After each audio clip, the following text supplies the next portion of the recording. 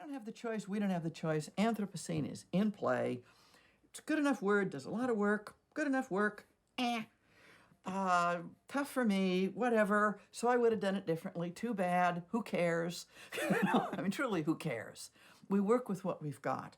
And there really are places to work where that terminology and that apparatus and those modelings are really important.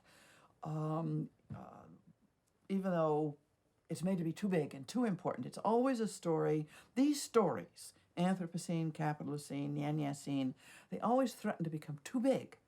And as soon as they become too big, they act like they take over everything. Okay? And if you're going to change the story, you can't do that. So even, I propose the Chtulucene. Well, of course, that's in a way a joke, because that threatens to be too big too. So Isabel here is giving me this provocation. She and Philip Piñar and others, she is really worried about the way that capitalism and the critique of capitalism and the critique of capital makes us stupid, and makes us stupid in a particular way. It makes us believe there is nothing else possible in the world.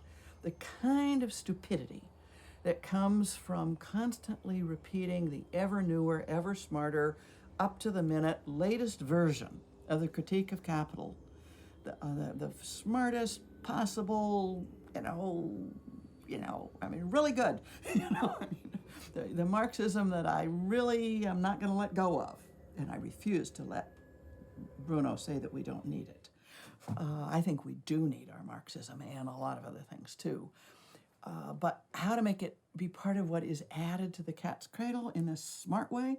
Because the stupid thing is to be so mesmerized by the smartness of the latest analysis of capital, that we lose all sense that what is really important in the world, and the only reason to do this analytical work, is to learn how to tell another story and to learn how to add to the work of those who are already storying otherwise. The only possible thing to do in the world as we are inhabiting is to revolt.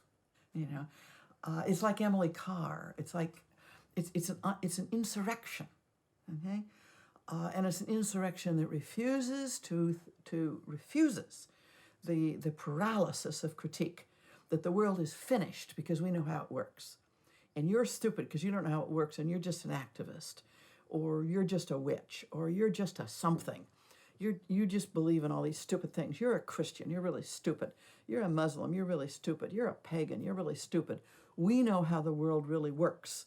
That kind of arrogance, which is the arrogance of the scholars, the arrogance of the intellectuals. Our poison is that with which we poison the very thing we think we're doing. We think we're contributing to building a different story, and we're feeding it poison by our own relentless being smarter than everybody else with the latest version of our theory. We do have to practice war. We do have to be for some worlds and not others. We are against some ways of doing the world. We are truly against building the Keystone Pipeline and sucking the earth dry of fossil fuels and many other things. It is really important to be in revolt.